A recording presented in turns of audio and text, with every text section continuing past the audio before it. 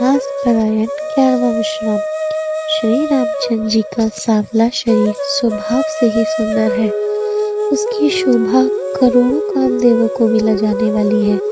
महावर से युक्त चरण कमल बड़े सुहावने लगते हैं, जिन पर मुनियों के मन रूपी भौरे सदा छाए रहते हैं। पवित्र और मनोहर पीली धोती प्रातः काल के सूर्य और बिजली की ज्योति को हरे लेती है। कमर में सुंदर किंकिनी और कटी सूत्र है। विशाल भुजाओं में सुंदर आभूषण से शोभित है। पीला जनेऊ महान शोभा दे रहा है। हाथ की अंगूठी चित्त को चुरा लेती है। ब्याह के सब साज सजे हुए वे शोभा पा रहे हैं। चौड़ी छाती पर हृदय पर पहनने के सुंदर आभूषण से शोभित है। पीला दुपट्टा काखा सूती शोभित है, जिसके दोनों छोरों पर मणि और मोती लगे हैं। कमल के समान सुंदर नेत्र है। कानों में सुंदर कुंडल है और मुख तो सारी सुंदरता का खजाना ही है। सुंदर बाहें और मनोहर नासिका है। ललाट पर तिलक तो सुंदरता का घर ही है, जिसमें मंगल में मोती और मणि गुथे हुए हैं। ऐसा मनोहर मोर माथे पर सो रहा है। सुंदर मोर में बहुमूल्य मणियां गुथी हुई हैं। सभी अंग चित्त को चुरा लेते हैं। सब नगर की स्त्रियां और देव सुंदरियां दुल्हन को देखकर तिनका तोड़ रही हैं और मणि वस्त्र तथा आभूषण निछावर करके आरती उतार रही और मंगल गान कर रही है। देवता फूल बरसा रहे हैं और सूत मागध तथा भाट सुयश सुना रहे हैं। सुहावनी स्त्रियां सुख पाकर कुंवर और कुमारिकाओं को कोहबर में लाई और अत्यंत प्रेम से मंगल गीत गाकर लौकिक रीति करने लगी। पार्वती जी श्री रामचंद्र जी को लहकोर सिखाती हैं और सरस्वती जी सीता जी को सिखाती हैं। निवास हास विलास के आनंद में मग्न है। सभी जन्म का परम फल प्राप्त कर रही हैं। अपने हाथ की मणियों में सुंदर रूप के भंडार श्री रामचंद्र जी की परछाई दिख रही है। यह देखकर जानकी जी दर्शन में वियोग होने के भय से बाहु रूपी लता को और दृष्टि को हिलाती डुलाती रही है। उस समय के हंसी खेल और विनोद का आनंद और प्रेम कहा नहीं जा सकता, उसे सखियां ही जानती हैं। तदंतर वर कन्याओं को सब सुंदर सखियां जनवासे को लेवा चली। उस समय नगर और आकाश में जहां सुनिए वहीं आशीर्वाद की ध्वनि सुनाई दे रही है और महान आनंद छाया है। सभी ने प्रसन्न मन से कहा कि सुंदर चारों जोड़ियां चिरंजीवी हों।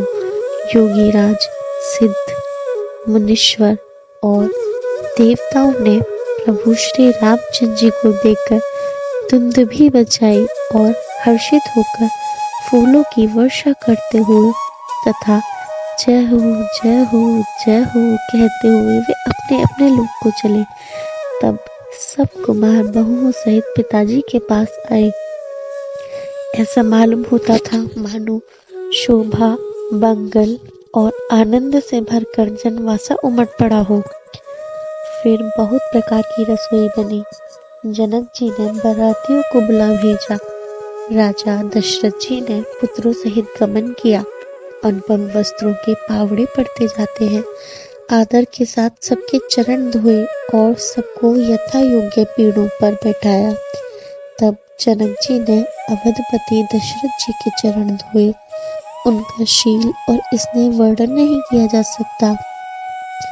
फिर श्री रामचंद्र जी के चरण कमलों को धोया, जो श्री शिव जी के हृदय कमल में छिपे रहते हैं। तीनों भाइयों को श्री रामचंद्र जी के ही सम्मान जानकर जनक जी ने उनके भी चरण अपने हाथों से लिए। राजा जनक जी ने सभी को उचित आसन दिए और सब परसने वालों को बुला लिया। आदर के साथ पत्तलें पड़ने लगी, जो मणियों के पत्तों से सोनों की कील लगाकर बनाई गई थी।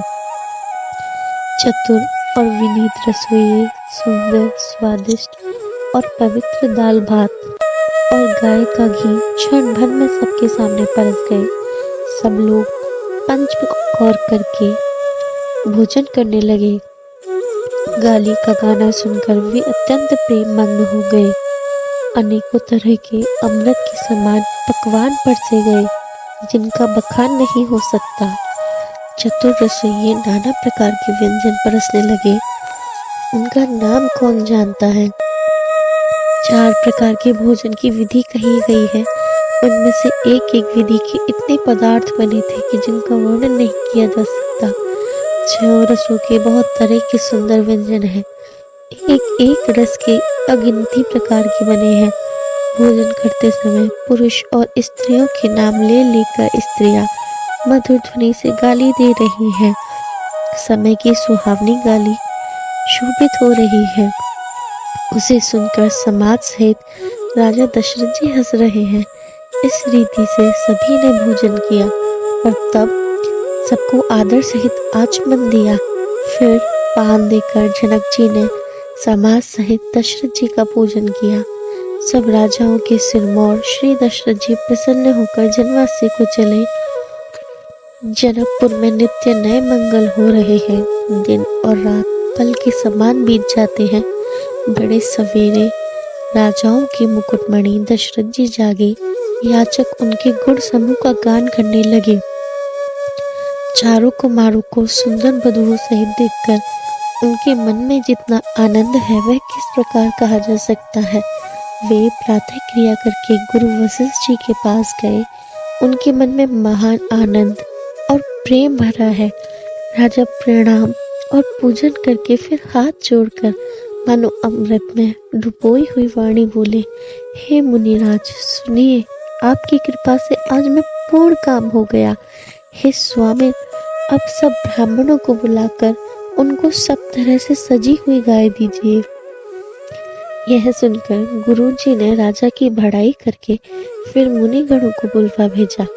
तब वामदेव, देवर्षि नारद, वाल्मीकि, जावाली और विश्वामित्र आदि तपस्वी श्रेष्ठ मुनियों के समूह आए। राजा ने सबको दंडवत प्रणाम किया। प्रेम सहित पूजन करके उन्हें उत्तम आसन दिए।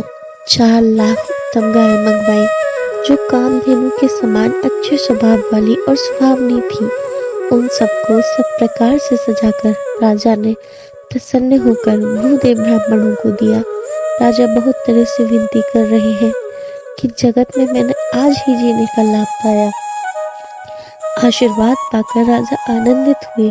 फिर याचकों के समूहों को बुलवा लिया और सबको उनकी रुचि पूछकर सोना, वस्त्र, मणि, घोड़ा, हाथी और रथ सूर्य कुल को आनंदित करने वाले दशरथ जी ने दिए। वे सब गुणानुवाद गाते और सूर्य कुल के स्वामी की जय हो, जय हो, जय हो कहते हुए चले। इस प्रकार श्री रामचंद्र जी के विवाह का उत्सव हुआ। जिन्हें सहस्त्रमुख है वे शेष जी भी उसका वर्णन नहीं कर सकते। बार बार विश्वामित्र जी के चरणों में सिर नवाकर राजा कहते हैं, हे मुनिराज, यह सब सुख आपकी ही कृपा कटाक्ष का प्रसाद है। राजा दशरथ जी जनक जी के स्नेह, शील, करनी और ऐश्वर्य की सब प्रकार से सराहना करते हैं। प्रतिदिन उठकर अयोध्या नरेश विदा मांगते हैं, पर जनक जी उन्हें प्रेम से रख लेते हैं। आदर नित्य नया बढ़ता जाता है। प्रतिदिन हजारों प्रकार से मेहमानी होती है। नगर में नित्य नया आनंद और उत्साह रहता है। दशरथ जी का जाना किसी को नहीं सुहाता।